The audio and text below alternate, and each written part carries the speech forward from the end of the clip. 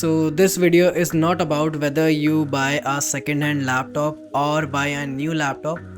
मैं बस इस वीडियो में अपना एक्सपीरियंस शेयर करूँगा कि मैंने जो सेकेंड हैंड लैपटॉप ख़रीदा था उसका मुझे क्या बेनिफिट मिला और क्या नहीं।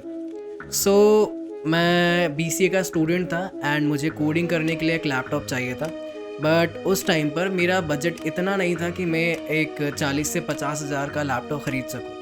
सो आई थॉट कि मुझे एक सेकेंड हैंड लैपटॉप ले लेना चाहिए। तो मुंबई में मेरे रिलेटिव की पहचान में एक वेंडर था जो दुबई से लैपटॉप्स को इम्पोर्ट करता था। ये लैपटॉप्स कॉरपोरेट्स द्वारा रिटायर्ड लैपटॉप्स होते थे और उन्हीं को ये लोग रीसेल करते थे। उन्हीं में से मैंने भी एक लैपटॉप ले लिया जो था Lenovo Slim 3, जिसकी उस टाइम पर एक्चुअल प्राइस थी 40 से 45 हज़ार रुपये, बट वो लैपटॉप मुझे 28 हज़ार रुपये में मिला था।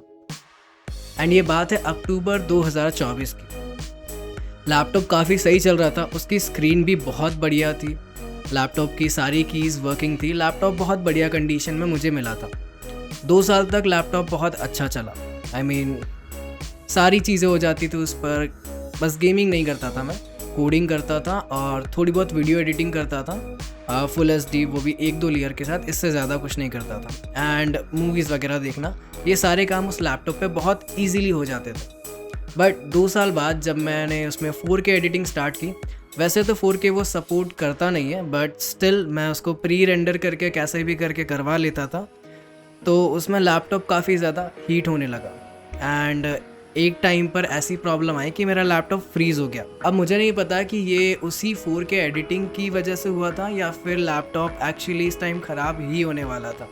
अब होने को तो कुछ भी हो सकता है, उसमें मैं कुछ बोल नहीं सकता। लैपटॉप फ्रीज़ हो गया। अब उस टाइम ऐसा था कि लैपटॉप फ्रीज़ होने के बाद कुछ भी काम नहीं करता, आपको पावर बटन कुछ देर तक दबा के रखना है, उसके बाद लैपटॉप बंद होगा एंड फिर जब आप स्टार्ट करोगे तो ही लैपटॉप स्टार्ट होगा, उसके पहले या बाद में कुछ नहीं कर सकते आप। कुछ दिन और यूज़ करने के बाद ये प्रॉब्लम काफ़ी ज़्यादा बढ़ गई। प्रॉब्लम ऐसी थी कि ये फ्रीज़ बहुत जल्दी होने लगा। जैसे ही मैं इसको रीस्टार्ट करता तो ये करीबन 5 मिनट 6 मिनट बाद ही वापस से फ्रीज़ हो जाता। तो इतनी ज़्यादा प्रॉब्लम बढ़ गई थी, तो मैंने इसे फिर एक शॉप पे ले गया कि इसमें क्या दिक्कत आ रही है। तो वहाँ पर मुझे पता चला कि इसका जो रैम का स्लॉट है वो ख़राब हो चुका है। एंड ये भी तुरंत पता नहीं चला, करीबन मैंने वहाँ पे इस लैपटॉप को 10-15 दिन रखा और उन लोगों ने बाकायदा इसकी जांच पड़ताल की कि आखिर दिक्कत क्या आ रही हो। स्टार्टिंग में तो उनको भी पता नहीं चला कि क्या दिक्कत आ रही है, क्योंकि उन्होंने अपनी सारी रैम वगैरह चेंज करके देख ली। उनकी वर्किंग रैम भी उसमें ठीक से चल नहीं रही थी और मेरी भी सही थी और वो भी नहीं चल रही थी। तो थोड़ी प्रॉब्लम्स आई, लेकिन एट द एंड उन्होंने ये कंक्लूजन निकाला कि इसका जो रैम का स्लॉट है वो ख़राब हो। अब अगर मुझे ये नया रैम का स्लॉट लगवाना है तो उसके लिए मदरबोर्ड चेंज होगा, क्योंकि रैम का स्लॉट उनसे लग नहीं रहा था या उनके पास वो टेक्नीशियन नहीं था जो इस तरह से बारीकी से काम करे।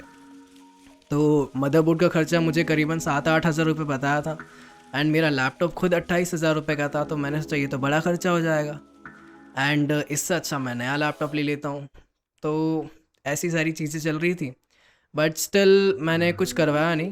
तब मुझे पता चला कि इसके अंदर 2 तरह की रैम लगी है, एक है सोल्डर्ड रैम और एक है नॉर्मल रैम, जिसका रैम का स्लॉट ख़राब हो चुका है। तो रैम के स्लॉट में मेरी 16 GB की DDR4 रैम लगी हुई थी, जो कि किसी काम की नहीं रही क्योंकि उसका स्लॉट ही ख़राब हो गया।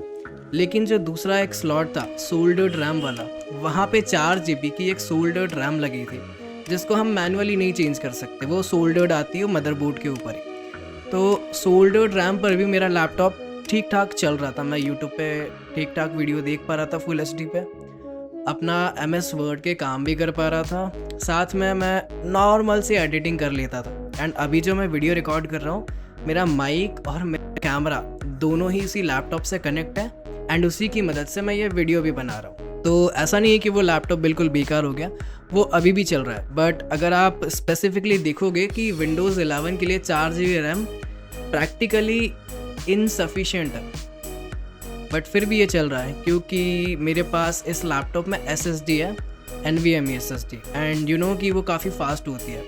तो उसकी वजह से मैंने अपनी VRAM को 10 GB तक कर लिया है। तो वो VRAM की बदौलत मैं सारे काम कर लेता हूँ, बट वही काम जो पहले काफ़ी फास्ट होता था अब वो बहुत स्लोली हो रहा है, ये प्रॉब्लम आ रही है।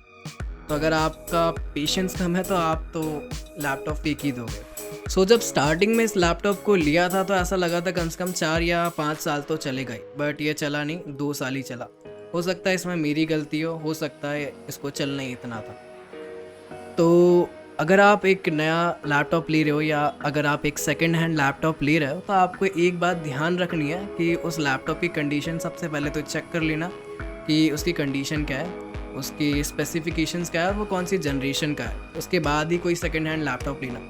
और ये लैपटॉप मैंने इसीलिए लिया था क्योंकि मेरे रिलेटिव की पहचान वाला वेंडर था। ऐसे आरा गेरे से मत ले लेना, नहीं तो आपको कैसा भी लैपटॉप कोई भी पकड़ा देगा। एंड जो मैंने अभी तक सुना है और जो मैंने एक्सपीरियंस किया है उससे मैं यही कंक्लूड कर सकता हूँ कि अगर आपका बजट सच में बहुत लो है तो ही एक सेकेंड हैंड लैपटॉप की तरफ जाना, नहीं तो आप एक फ़र्स्ट हैंड लैपटॉप ही लेना, क्योंकि उसमें आपको एक वारंटी पीरियड मिल जाता है। एंड फर्स्ट हैंड लैपटॉप में ऐसा रहता है कि वो एक बार में तगड़ा चल जाता है, बट सेकेंड हैंड का कोई भरोसा नहीं होता। सो आई होप वीडियो अच्छी लगी होगी, थोड़ी तो वैल्यू ऐड करी होगी मैंने।